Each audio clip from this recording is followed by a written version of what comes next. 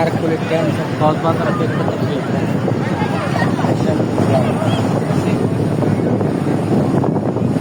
খাইতে অনেক মজা, কিন্তু দামটা তো বেশি কেন রে ভাই? তার দাম বেশি এখন ভাই সিজন রে এর লেগে দাম তাহলে 150 টাকা না অত দামে বিক্রি করে না। আমি যখনই খাই এরকম 50 টাকা দামই পাইছি, 25-50 এর ভিতরেই পাইছি।